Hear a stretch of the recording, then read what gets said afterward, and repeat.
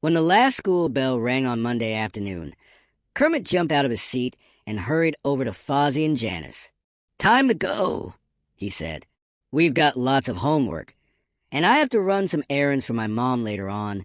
We'll walk home with you, too," said Scooter and Skeeter, joining them. Janice nodded. "Let's go." Kermit looked around. "Wait a minute," he said. "Where's Gonzo?" "He's already gone," Skeeter said. "He's been disappearing right after class for weeks now." "Have you noticed anything strange about Gonzo?" Piggy asked, coming over. "I mean, stranger than usual?"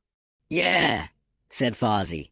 "Sometimes he doesn't seem to hear me when I talk to him, and he has this funny way of staring straight in front of him all the time," Scooter added. "I wonder if something's wrong." "Well," said Janice, "there's only one way to find out.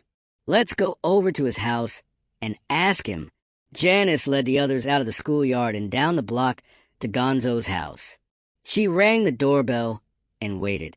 After a while, Kermit said, "I guess Gonzo's not home." "Yes, he is," said Piggy, looking in Gonzo's front window. "Look, he's right there on the floor, in front of the TV." Janice peered over Piggy's shoulder. "Oh," she said, "I think I know what's the matter with Gonzo." "What?" Kermit asked.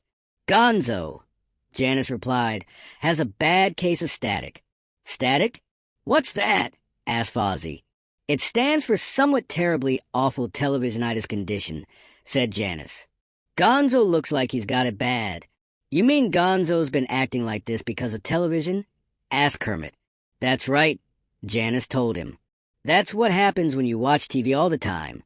My brother Jasper was acting just the same as Gonzo last fall, not paying attention to anyone, not doing his homework, never going outside. He just sat in front of the TV, day and night." "What did you do?" asked Piggy. "We were lucky," Janice said. "He finally snapped out of it. But that could take a long time," Kermit said. "We've got to try to help. We can start by talking to Gonzo," Janice suggested. Janice led the others through the front door and into the living room. Then they all stood in front of the TV screen, so Gonzo couldn't see it. Janice tapped Gonzo on the shoulder. "Gonzo," she said. "Gonzo." Gonzo didn't move. He just stared at the place where the TV was, even though he couldn't see it. Janice snapped her fingers in front of Gonzo's eyes. Gonzo blinked. Then he blinked again and muttered something. "What did he say?" Piggy whispered. "I think he said Micromouse, the world's only expert computer rodent. We'll be back this time next week," said Kermit. "This is seriously serious," Janice sighed. "What do we do now?" asked Fozzie. "There's not much we can do," said Janice, "except keep trying to get through to him. If we can't, Gonzo may never be the same again." Over the next few days, Gonzo seemed to get even worse. When Mr. Bumper called on him in class and asked him who the first president of the United States was, Gonzo didn't know the answer. In fact, he hadn't even heard the question. Later, in gym class, Kermit was tying his shoelace when somebody threw a volleyball. It headed straight for Gonzo. "Duck, Gonzo, duck," yelled Kermit. But Gonzo didn't duck. He just stood there as it bonked him on the head. Gonzo didn't talk to anyone. He didn't do his homework. He just vanished after school each afternoon. Kermit and Janice stopped by his house a few times, but they always found him in front of the television set. He didn't want to play. He didn't want to practice softball. He didn't want to do anything but watch TV. "Even I miss the old Gonzo," said Piggy. "He used to be fun. He used to be silly. He used to be Gonzo," everyone said together. On Saturday, a lot of the kids from school were going on a field trip into the mountains. Mr. Bumper and Miss Crick, the gym teacher, were taking them. They were going hiking, and there was a picnic, too. And then they were going to stay out late and look at the stars. On their way over to the school parking lot, Kermit and Janice stopped by Gonzo's house. "Maybe he'll want to come," Kermit said hopefully.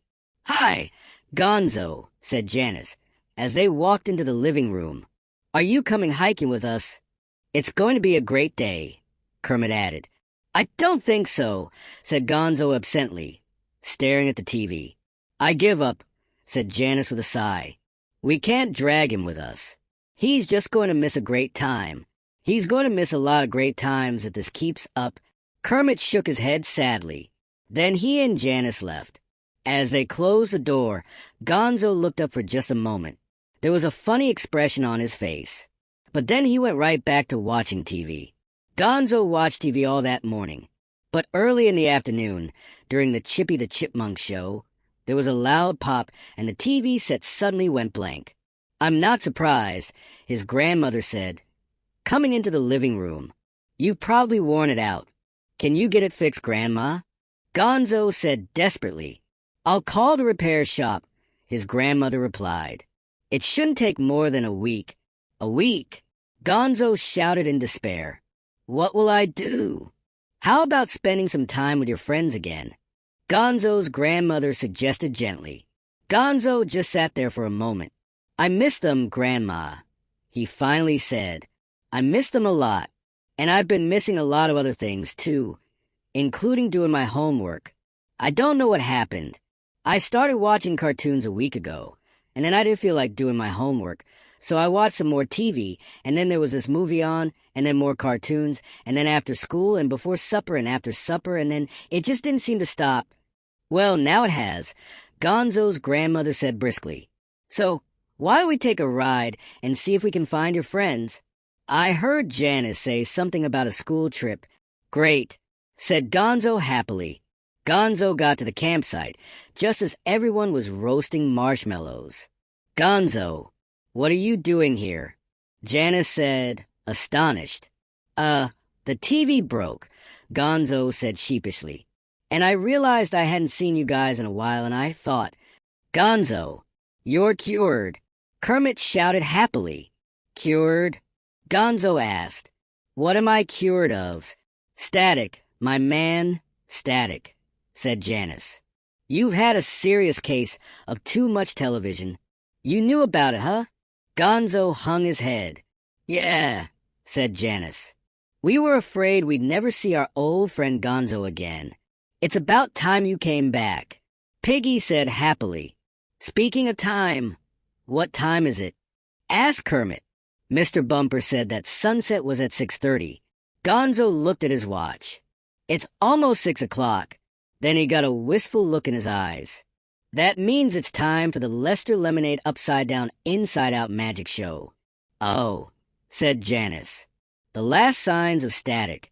Gonzo looked at his friends. Then he shook his head. "I'd much rather be with you than watching TV," he finally said. "Besides," he added, brightening, "the TV set is broken. You know, it's all right to watch TV," Janice told him, "as long as you don't go overboard." "I guess," Gonzo replied, "but I think it's safer for now if I don't watch at all, at least for a while." That evening, as everyone looked up at the stars, and Mr. Bumper pointed out the constellations, Janice and Kermit came over to Gonzo. "I'm really glad you're back," Kermit said, putting his arm around Gonzo's shoulders. "We missed you." Janice nodded. "We sure did. You seemed farther away than Mars," she said, pointing to the sky. Gonzo smiled. "Well, I wasn't quite that far, but it sure is great to be back." And he meant it. The end.